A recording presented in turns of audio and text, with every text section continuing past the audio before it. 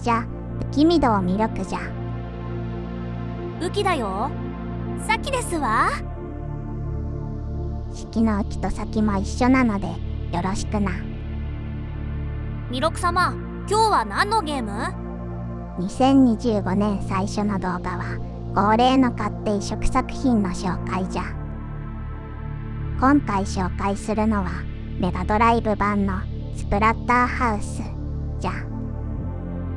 メガドライブでは公式にナムコから続編のパート2、パート3が発売されているが、実は肝心の1作目は発売されないままだったので、まさにメガドライブユーザーの夢とも言える作品じゃ。夢の実現という意味でまさに新年にふさわしいな。まあゲーム内容は全くもって新年にふさわしくないが、本作はモンスターバスゲームスが制作中のファンメイド作品じゃ。あくまで開発中ということでステージ1と2までのデモバージョンじゃが、例によってかなりのクオリティなのじゃよ。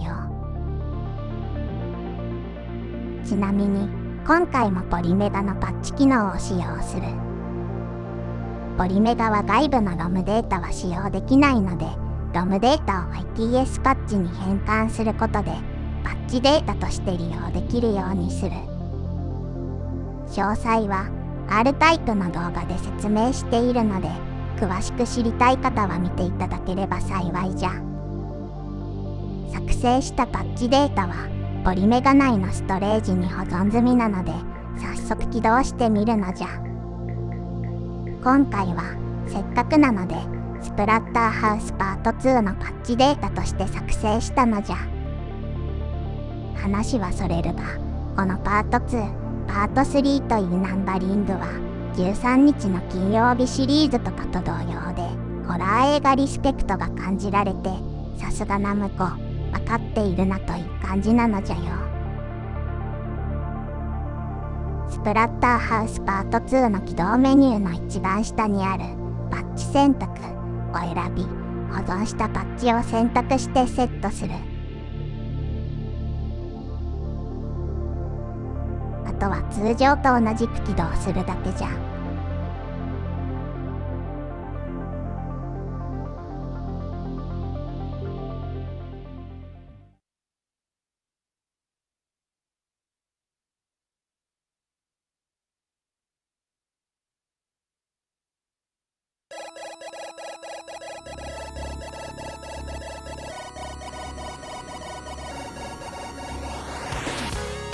以前に紹介したメガドライブ版のリアルバウト画廊伝説スペシャルの開発に関わった方の名前もちらほらと見受けられるな。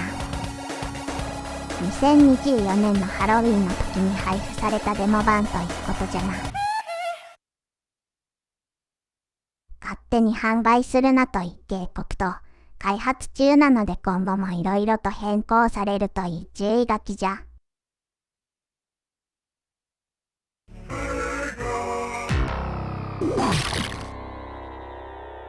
セガロゴを使った演出もすごくらしくて凝っているのじゃよ。タイトルに輝くメガの文字が良いな。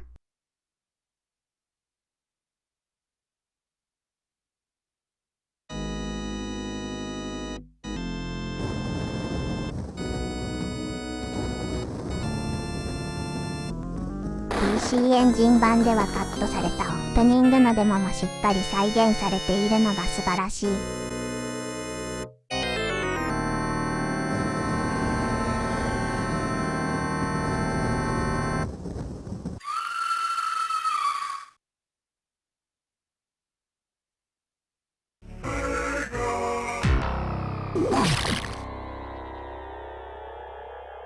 それでは早速プレイしてみるのじゃ。おお、ヘルマスクが取り付くデモもちゃんと入っているな。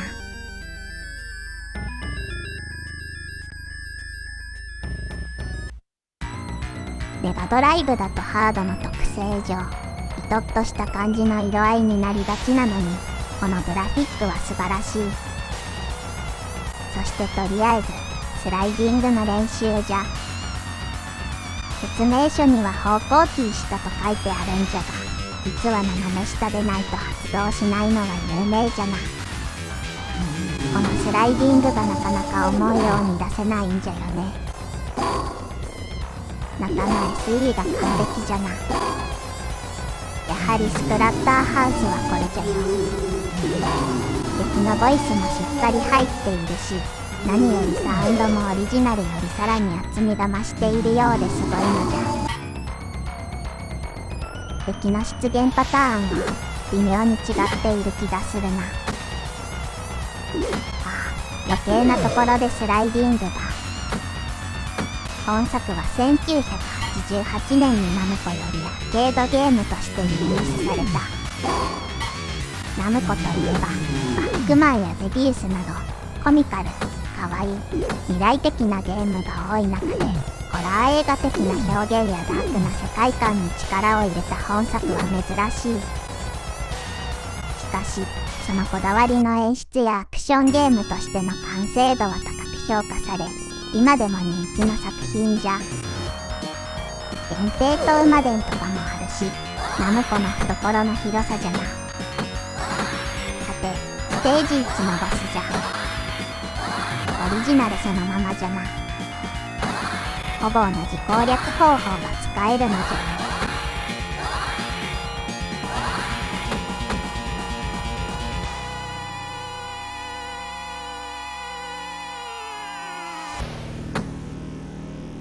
BGM のタイミングも完璧じゃ。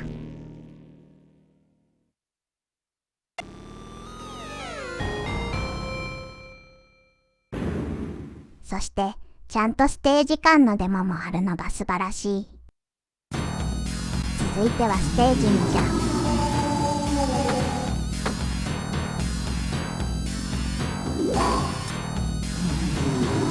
なんというかサウンド的には原曲そのままというのではなく、恐怖感を煽るかのようにアレンジされているようじゃな。よりクレイジーな感じが出ていて、メガドライブの FM 音源が大活躍なのじゃよ。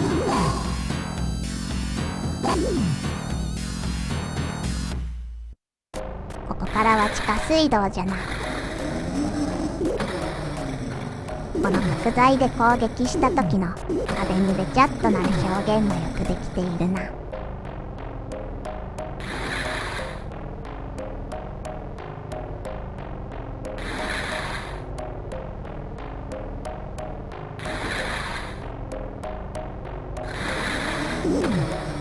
この辺はオリジナルと敵の出現パターンがだいぶ違っているな。ここで渡月鉄球が両側から来るのは同じじゃない。パターンが違うから戸惑ってしまうのじゃよ。まあ、この辺は開発中とのことなので仕方ないのじゃ。これはこれで新鮮で面白いしな。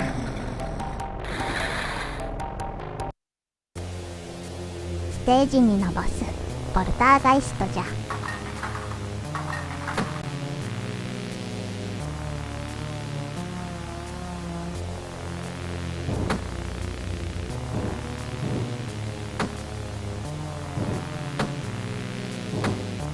オリジナルと違って赤く光るのがポイントじゃな。そして攻略方法はオリジナルとほぼ同じなのが素晴らしい。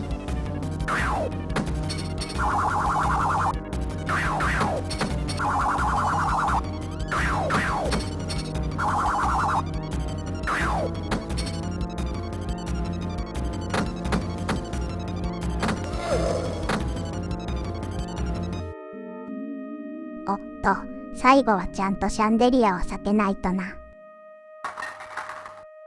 スプラッター表現もすごいが、こういうホラー映画っぽい演出をしっかり抑えているのが本作の人気の理由だと思うのじゃよ。というわけで残念ながらデモはここまでじゃ。開発中とはいえグラフィック、サウンド、操作感いずれも素晴らしい異色度なので、ぜひこのまま最後まで作っていただきたいのじゃよ。してナムコからライセンス許可をもらって正当に発売されることを期待したい。さて、ここで終わるのは少しもったいないな。せっかくなのでオリジナルのアーケード版、そして PC エンジン移植版とも比較をしてみるのじゃ。ちなみに音声はアーケード版と PC エンジン版を適時入れ替えていくのじゃよ。オ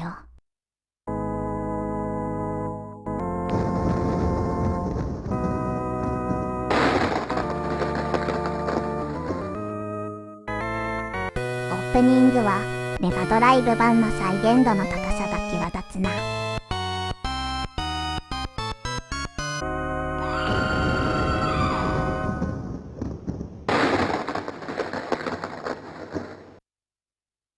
PC エンジン版はヘルマスクが取り付くシーンも含めて省略されているが、これは当時の容量の問題なので許してあげてほしい。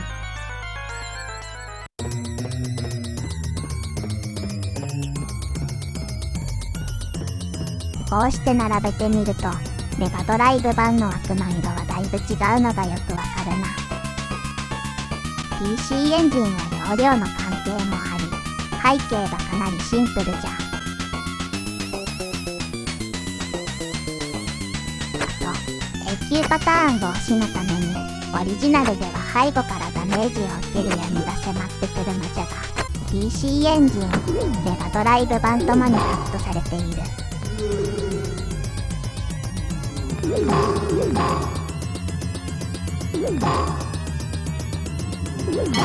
PC エンジン版はまたもないので、マスコーンといえ SE が来てないのが寂しいな。ただ別の出現パターンは PC エンジン版はかなりオリジナルに忠実なのがわかる。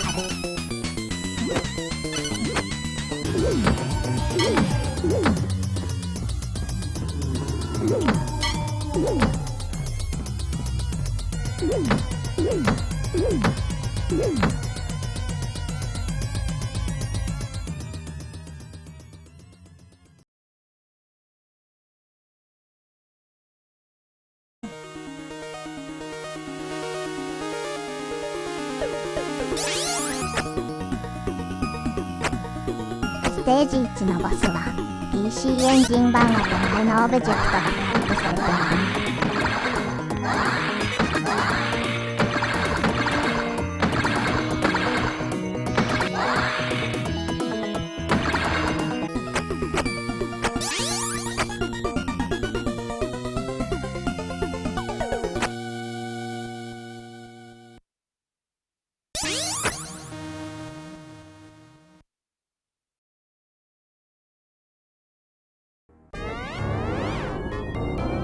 ステージ間のデモも PC エンジンは既存のグラフィックを使い回す形で表現している。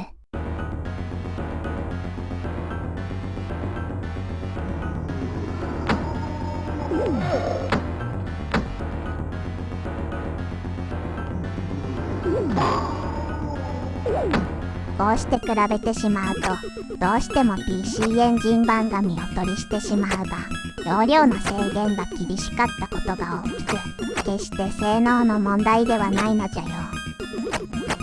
サウンドも FM 音源のような重厚さはないが、頑張っていると思うのじゃ。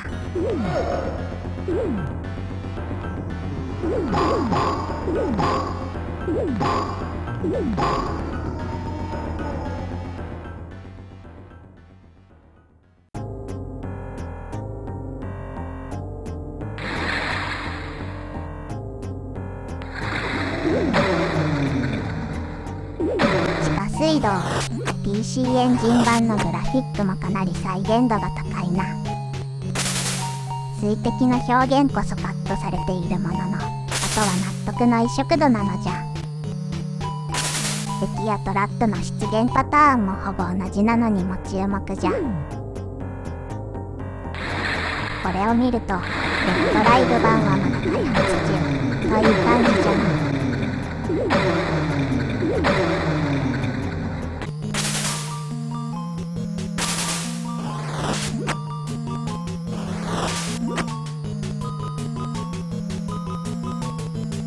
テージの長さもメガドライブ版だけ少し遅れているのじゃ。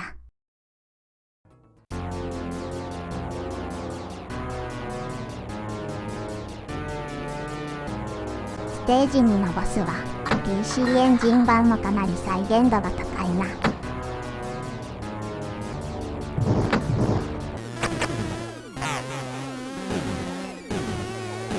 改めて比べてみると1990年に4メガビットの容量で移植した PC エンジン版の頑張り具合がよくわかるのじゃ。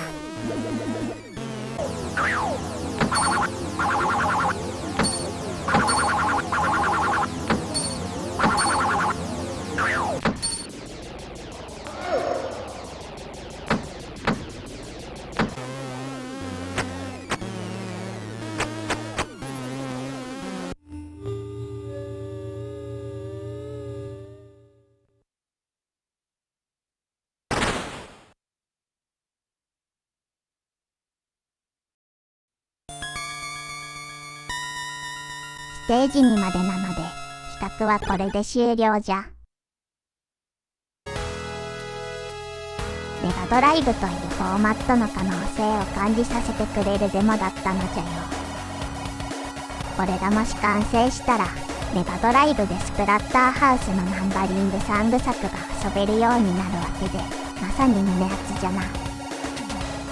モンスターバスゲームスはメガドライブなどレトロゲームのプラットフォームでゲームを制作および販売している会社のようなので、版権の問題をクリアできれば将来的にはちゃんと完成版が販売されるかもしれないのじゃよ。なので無許可で違法なロムを売買しようというようなんやからは地獄に落ちてほしいのじゃ。というわけで今回はここまでじゃ。では今年もよろしくな。よろしくですわ。よろしくね。チャンネル登録や高評価もよろしくですわ。ところでチャンネル登録とか高評価するとどうなるの？さあ、でもきっと良いことがありますわ。いい加減だな。ま、よろしくね。